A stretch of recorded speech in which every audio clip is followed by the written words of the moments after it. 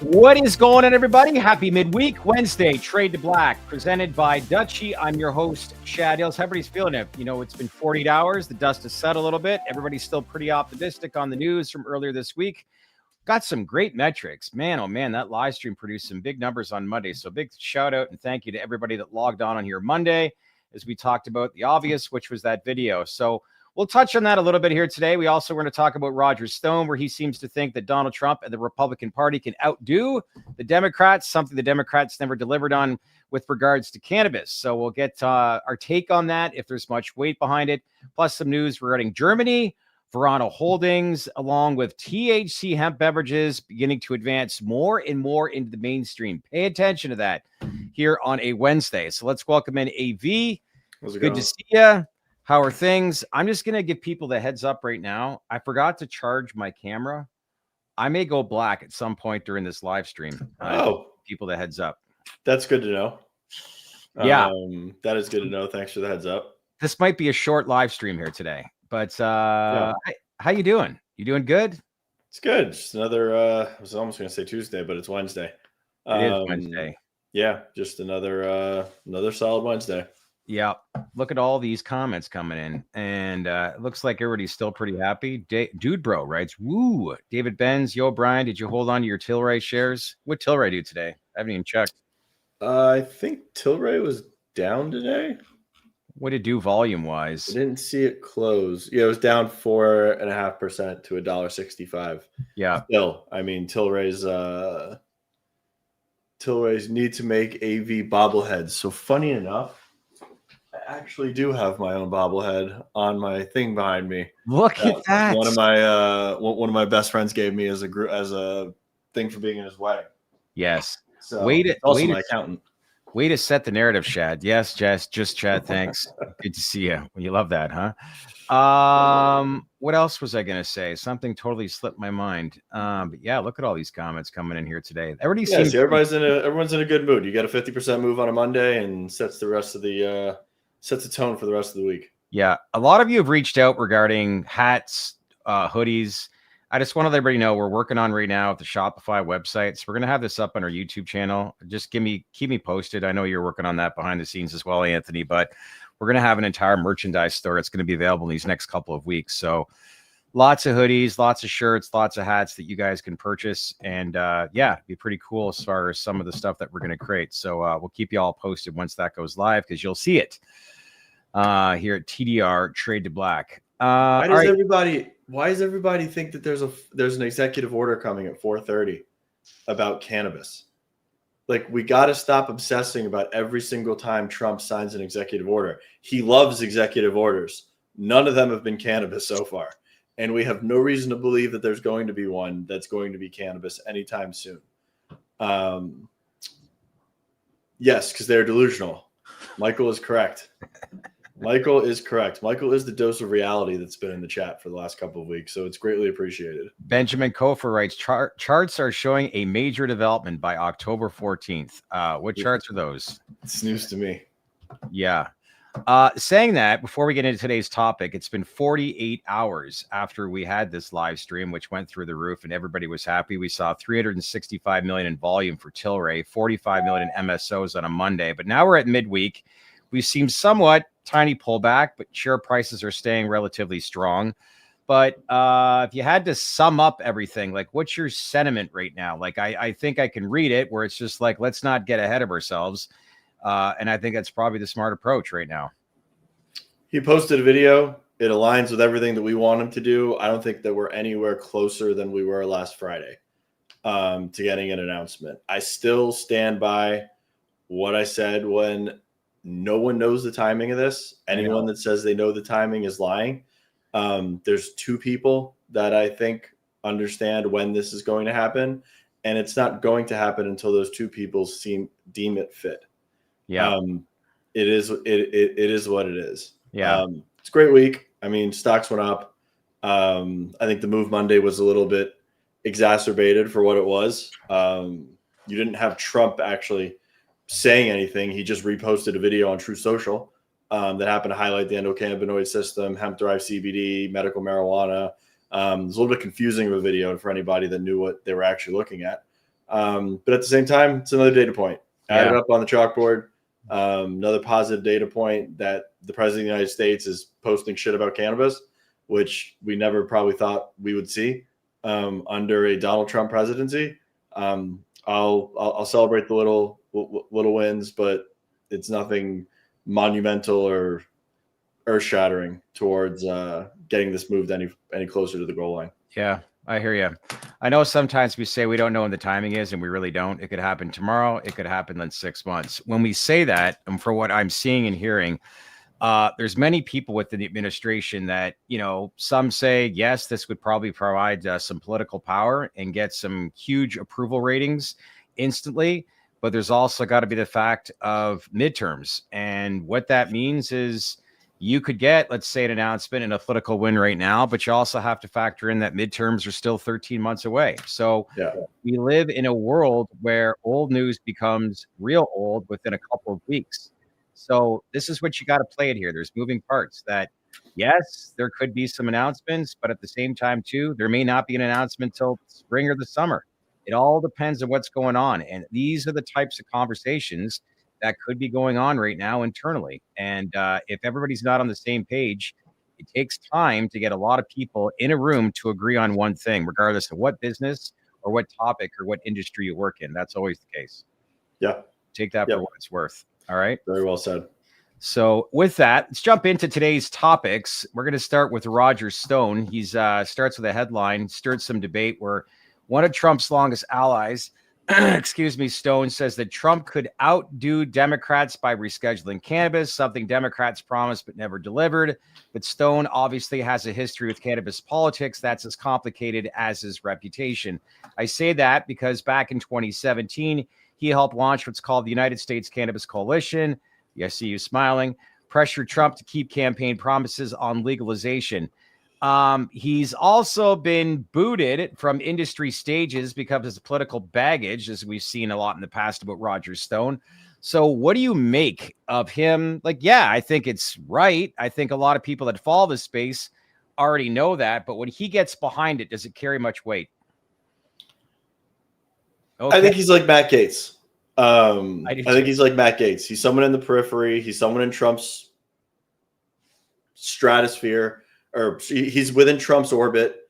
I think that Donald Trump pays attention to what he says. Yes. I think he's absolutely correct in his assumptions that stealing cannabis is sticking it to the Dems. Stealing cannabis is putting the nail in the coffin on the issue once and for all. And I mean, just completely owning it. Does Donald Trump want to do that? That's yet to be determined. He's sticking it to the Democrats in 12 different ways right now. With this shutdown, he posted a video yesterday of Chuck Schumer and what the hell's his name? The minority, Hakeem Jeffries. Don't go there. I'm not going to say what he said, but he was in a friggin' sombrero and a mustache. That's what I'm saying. We need Shad and AB with mustaches and sombreros right now. Yeah, I know. I was, and he posted that. I know. Donald Trump posted that. I mean, the White House today posted a tweet of Chuck Schumer in a hot dog costume with the caption, "The Dems are wondering where he's at." I mean, yes, Hakeem Jeffries. Dave, I had a brain fart. Where was I? I'm completely off track now. Yeah. Roger Stone, I think he's important. He's a Matt Gaetz. He's somewhere within Trump's orbit. Trump does pay attention to what he's saying. He does understand politics thoroughly. Roger Stone was a huge deal in Trump's first run and Trump's first administration. It's great that he's saying this, but he's been very bullish on cannabis for years now. This isn't somebody that we needed to flip, or this isn't somebody that we have to talk into supporting our cause. He is supporting our cause. Fully. So it's nice for him to see. I also know that he was touching on descheduling versus rescheduling, which would be great, but I still remain of the opinion that that is just too extreme at this point in time, as far as just one step change. Yeah. Well, correct me if I'm wrong, but he argues that rescheduling would fix banking and taxation, but that's obviously not necessarily true. No. So to me, that shows more substance than it is optics. And as much as you say, it's politics, I think this is just pure substance, if anything, as to what he's trying to do. But at the end of the day, or is his comments more, I guess, viewed at voters or at the business community paying attention to cannabis policy? There's all these. I don't know who it was aimed at, but if anybody wants to sit there on the national stage, talk about cannabis rescheduling, descheduling, and stealing political issues, whether it's one party or another, I'll take it. I'll take it all day. Agreed. Yeah, there's this. It'd be interesting to see have him on our live stream to see what he'd have to say. But I've seen him in the. He's always in the Fort Lauderdale airport. I've seen him there 3 times. Have you really? Yeah, he lives in Fort Lauderdale. You ever approached him? I said hi to him the first time. And was he the other? He was cool. I was like, hi, it was when the Trump's first campaign was going on. Yeah. Man, the comments are flying in here today. Everybody's super, super happy. I actually posted on LinkedIn the other day, and Frank Colombo from Viridian was asking the question, why are all these Canadian companies reaping the benefits more so than any other stocks right now? And I replied with one word, NASDAQ. And his response was, none of these Canadian companies would benefit from rescheduling. But as I said on Monday, nothing in this industry makes sense. And it goes to show what Dan from the chart guys, what you've said all along, Anthony, it's all about liquidity. And this is where a lot of these Canadian companies that are listening. I don't think that's go ahead. I don't think that's true. Canopy Growth has Canopy USA. Yeah. Tilray has infrastructure in the United States and minute exposure to it, and they do have the ability to go dilute and raise a bunch of cash and probably buy more assets in the United States. I mean, Tilray and Canopy would benefit from rescheduling. Yeah. And if he has to ask why, I mean, why they're moving, they're just liquidity machines that are on the NASDAQ. Yeah. Speaking of analysts, you're speaking with Cannabis Analyst on TDR Plus tomorrow, Matt Carnes. You guys going to be talking about 280E. What specifically you guys going to address? We're going to talk about the siloed tax liabilities on a lot of the MSO's balance sheets. Okay. What 280E could look like in a post-rescheduling world, and what the industry would look like if 280E stays intact and we don't get rescheduling, which would not be good. So that is the takeaway. All right. Let's move into some interesting news. And just when you think hemp THC beverages are growing, that's just going more and more into the mainstream spotlight. Cannabuzz, which is a Kentucky hemp THC beverage company, just became, hold on, just reading my notes here, just became the first THC brand to join the Wine and Spirits Wholesalers of America. This is big because this is the nation's most powerful alcohol trade group, the gatekeepers for distribution. That alone tells us where this category is heading. We look at is around $1 billion or a little over $1 billion that the global cannabis beverage market is going to achieve here in the, I shouldn't say global, but in the US. Is it around $1 billion here in 2025? And it's going to grow to what? Close to 15 billion in the next 5-6 years from what I've heard and read. Years. Yep. And I mean, we've talked about the WSWA for some time now. They were doing fly-ins to meet with politicians about 2 months ago that we caught on our radar. They're fully ingrained in the hemp beverage movement. I mean, just seeing their inclusion in the WSWA with Cannabuzz, that was the first one to be a member within the organization. I mean, the hemp industry is so well ingrained in the bodies that they need to be ingrained in, whether it's beverage, whether it is having someone like Comer write a letter on behalf of the hemp industry, which if you took the word hemp and put cannabis in, he'd be saying the same thing about the cannabis industry, yet we can't get any politicians to do that. I mean, hemp has power. And they're gaining influence in a major way. And they're selling the same cannabinoids and the same substances that we all are on the state-run cannabis side. So, I mean, yeah, this is another big data point. I don't think hemp beverages are going anywhere anytime soon. And I mean, this is just more validation towards the form factor in the category. Well, you bring up that video for the weekend. Hemp was mentioned a lot. So yeah, it's an industry that pretty much is on par with the overall value of the cannabis industry. That was, I don't know, within a year or 2 or 3, it was like 30 billion, excuse me. So it's grown rapidly. You got Big Ag, you got Farmers of America behind a lot of that stuff right now.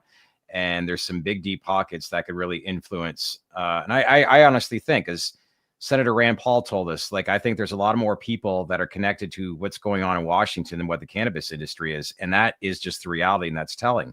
So where this goes from here, I don't know. But, when you look at the WSWA deciding to make this move now, why do you think they did? Because, they see that what's on the horizon.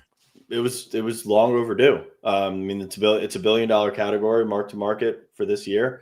It's going to grow into a multi-billion-dollar category, and it's something that I think you see all of the alcohol companies sink their teeth into. I agree. Sooner rather than later.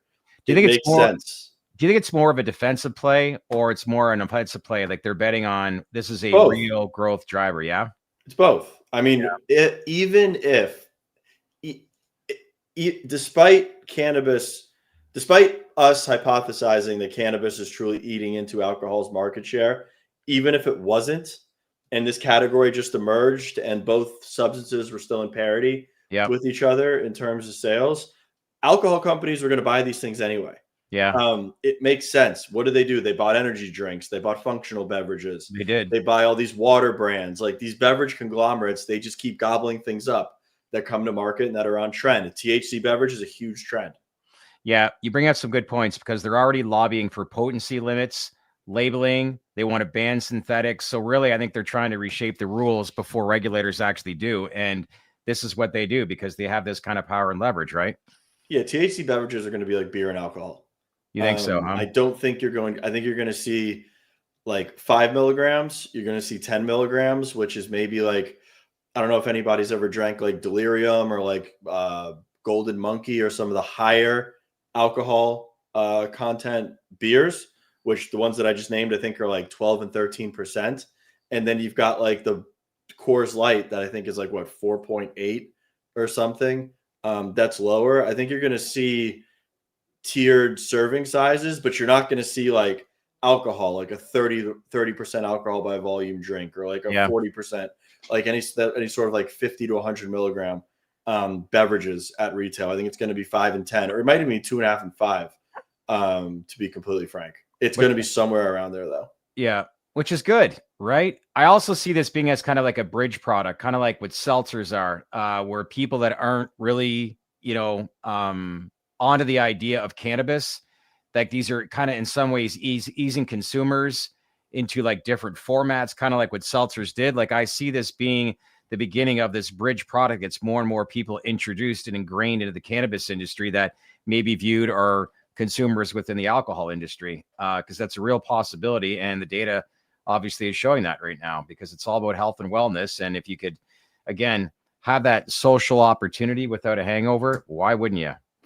Yeah. And it's also, what you're going to get. Like if you drink a 5 milligram beverage, you're not going to get super high or anything out of the ordinary is going to happen. If you eat a 5 milligram gummy, probably going to have the same effect. I mean, if someone rips a bong or someone just starts puffing on joints and just isn't controlling what they're intaking, I mean, it can be a quite uncomfortable experience for a lot of people. That's why people like beverage and gummies.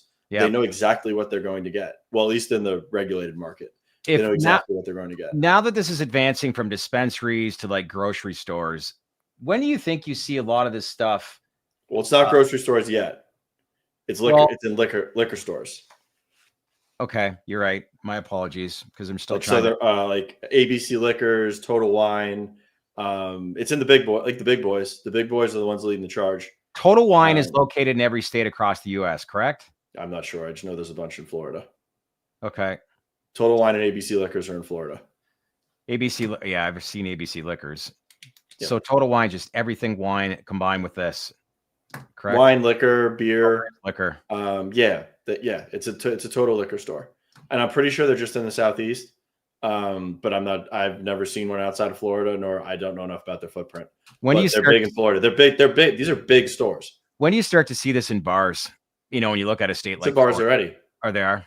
Okay. I remember last year at the Stanley Cup Finals, I could buy hemp beverages within the stadium. Have you been to a bar in Florida? You're seeing them in Illinois. Ben Kovler's got agreements in place to where Senorita are in major music venues and major events venues. They're everywhere. I mean, THC beverages are an experiential beverage. Yeah. But they're not I haven't seen any in grocery stores yet. I don't think you'll see them in Publix and Whole Foods for a long time. They're probably going to pop up in C-store, like a Circle K or something, versus grocery sooner. Michael Grippin writes Trump RX. I did a video on that yesterday. What do you think of that website being launched? Do you think there's any kind of correlation as to where cannabis could look like? No, don't even read too much into it. No. Yeah. I don't know why he's got to name it after himself, but he's big. Yeah. That doesn't surprise me. He's basically just trying to launch the exact same platform that Mark Cuban's doing with cost plus drugs. Yeah. But he named it Trump RX. Yeah. Yeah. It doesn't surprise me, but he did. Yeah. You had some good stuff on our daily baked in newsletter this morning. And if you want to get that delivered to your inbox, make sure to scan the QR code that we have here on our platform. I think we do, but if we don't, we'll include it in the comments section below. But the Kanji report cards are in out of Germany. First legalization report cards are in. Cannabis related offenses are down 60 to 80%. Youth use is trending down and traffic accidents haven't increased. Cultivation clubs barely 0.1% of demand. So the illicit market is obviously still alive and well. All in all, when the recap of this right now, what would you say on what you learned on this first report that Kanji just posted and really where the German market is headed for those that didn't get a chance to review it? It's all positive. It's all positive. I mean, Sam, why don't you guys go read this on what a countrywide, I don't want to say legalization initiative does because it's still purely medical.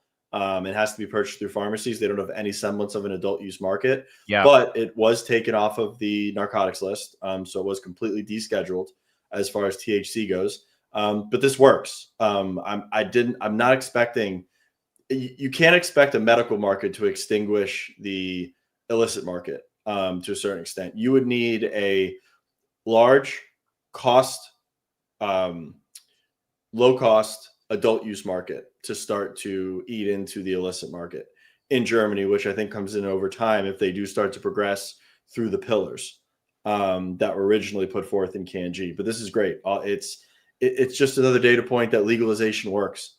Loosening regulations and police aren't wasting their resources and stuff like this, right? Correct. And there's no increase in adolescent use. There's no increase in crime.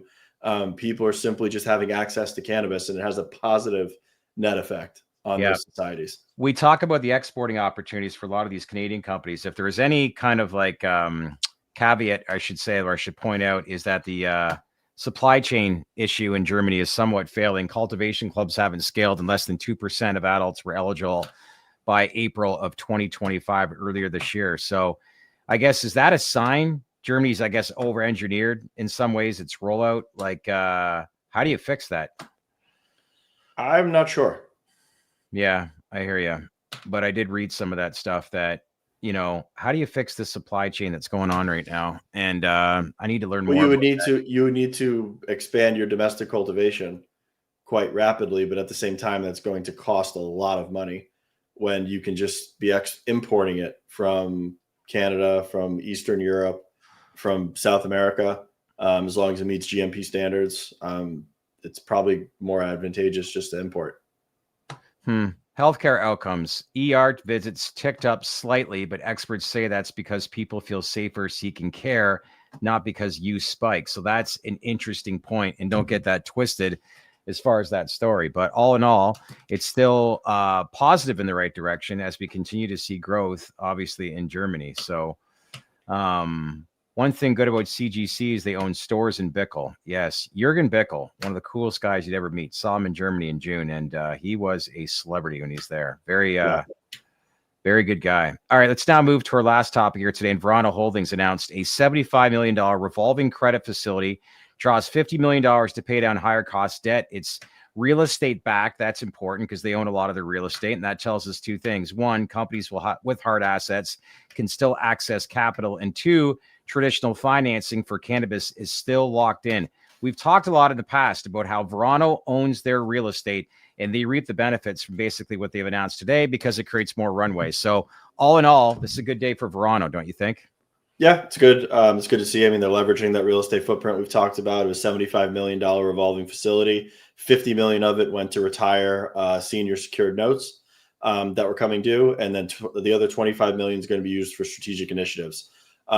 This eats into a decent amount that they do. They still have more debt coming due in the next couple of months. So I'm assuming we'll probably see another one of these down the pipe. But I mean, it's going in the right direction, shoring up the balance sheet, and they're retiring the old debt and replacing it with new debt, and it was done by Chicago Atlantic. Yep. The full facility. So this is basically done to prepare for growth opportunities. If you're looking at that company right now, as far as growth, what, like, is it Florida? Like, what really is it? Is it PA? Are they in PA actually? I think they're in PA. Are they not? Yeah, they are. Verano's not in PA. I'm pretty sure. I'm almost positive. Correct me if I'm wrong, but they're in VA with the acquisition from the Cannabis. Yep. So, yeah, it's, you know what, it's we learned a lot from George, obviously, with their latest earnings back in August, and how they had to get that story turned around. But definitely a good story in the right direction. Christopher writes, I hope Verano gets on to be valued over $1 billion. What were they at one time, their peak, as far as their market cap? Weren't they over $1 billion at one time? Yeah. Yes, you're right. Zenleaf is in PA, J Mal. They were well over $4. They were over $4. They were valued well over $1 billion. Yeah. That's it for us as far as some of the topics here today. We reached out to some guests, but nobody. Yeah, as far as growth with them is concerned, I mean, it's all stabilization in Florida, creating bigger numbers out of Florida, having PA and VA flip, and getting some other markets moving. To be completely honest, 4:28. We got 2 minutes until Trump frees the plant. Executive order 4:30. Is that what he's thinking? Cureleaf International coming on strong. Michael's right, and they need to get their inventory levels down. They're sitting on a decent amount of inventory right now. They need to chew through, and chewing through that might imply they're going to have to do it at a discount. Irish writes, Michael knows his shit. He does know his stuff. I've always liked some of the comments you've made. Hey, like everybody making comments, whether they're positive or negative. But Michael, yes, you've got some great feedback here. Irish, any word on Brooks or on Luke back on? I reached out to their communications director, and I'm still waiting to get a date locked down that we can have Luke on. And last conversation we had, yes, we want to get Brooks on too, to talk about CUSA, because I know a lot of people are desperately trying to figure out just as far as some of the overall strategy that CUSA is going to have. And there's a lot to be told there. So yes, we'll keep you guys updated. I wish I could give you more. Thank you, Guap. Yes, Verano has 18 locations in PA. I'm sure if Aaron and a few of the others would probably be yelling from the top of their lungs on the other side watching us right now, saying, yes, we have a big presence in PA. So we're just confirming that now. Anything else you want to add for here today? We don't have to be too long. What are we at? Almost the 30-minute mark? Yeah, we're almost at the 30 mark. I'm good. I mean, I'm curious to see these EOs. Like I said, not expecting anything. I don't think anybody should either. Yeah. But we'll see. I mean, the government shut down, but Trump's still signing things. So the man doesn't ever stop working. Yeah. Maybe that makes sense. Get the people out of here in time to watch some of the live stream out of the White House to see what he's going to be signing. So with that, maybe we'll just wrap it up here today. Anthony Cogniglio is going to be joining us, getting caught up with him on Friday. And we'll obviously have Dan from the Chart Guys back on Friday as well, just to have a weekly recap. We saw some stocks move quite a bit already this week. So I know a lot of you will probably ask questions on, look, I think it's the same old, same old. If we get an announcement, I think this will go parabolic, excuse me. And then if we don't get an announcement, like we usually say, over time, inventory starts to drive up and volume starts to dry up, excuse me. And we all know what happened in that case. Gavin Newsom did reference legalizing marijuana in some unhinged tweet that one of his little henchmen put out. But at the same time, like, California is not exactly a blueprint for legalizing cannabis, with what they would do with just the tax structure, just the way that it's been rolled out, the way that it's been just curated over the years. And I wouldn't really put too much heed to Governor Newsom over there. Yeah. Also want to point out a good conversation with somebody who's involved in government policy in the state of Oklahoma for the past 10 years. Person I spoke to, we're going to have him on next. His name is Jed. We're going to have him on next Monday on our live stream. But he pointed some interesting numbers out about what's going on, including what Congressman Troy Carter said from some of the reports and data that he's gotten, where there's over 12,000 illicit grows that are going on in the state, which are highly inflated. And I asked, well, what's the case? Why is that? And why are they inflating some of these numbers? And a lot of it is based on belief that when medical cannabis passed in 2018, which was a vote made by Oklahomans, and this is what they passed on. But a lot of lawmakers that are there are putting a stranglehold on the medical market. And it could be done purposely because they don't want any kind of cannabis program situated in the state of Oklahoma. So I think there's some misinformation that's been spread about the state of Oklahoma, because I also learned that a lot of the illicit market is now gone and has left Oklahoma. So we're going to learn more about that on Monday. So that'll be an interesting conversation, because some of the stuff that we heard out of Washington, along with a few others, states that Oklahoma may be in a lot worse condition, but maybe for different reasons than what we know. But we'll learn about that more on Monday in the live stream. So mark that in your calendar. All right. I think that's it for now, sir. Part of that one. I'll let everybody get to the executive order. Hopefully, fingers crossed that you guys get what you want. If not, hey. Well, I think it's something you want too. Yeah. It's definitely something I would like to. Yes, that's for sure. But in the meantime, enjoy the rest of your day. And we'll see you guys all back here on Friday at 11 a.m. Eastern time with Anthony Cogniglio. In the meantime, enjoy the rest of your day. Thanks, everyone. Thanks, everybody.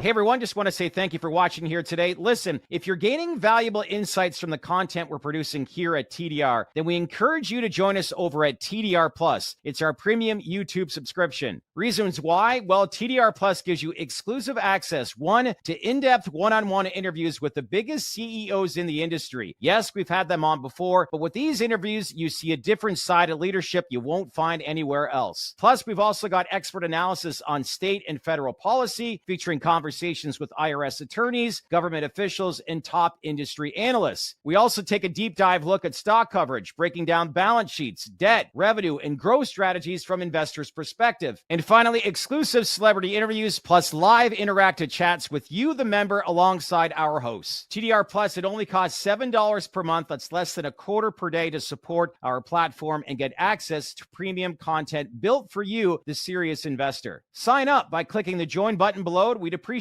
it here at the TDR Trade to Black podcast. Thanks again, everyone, for watching.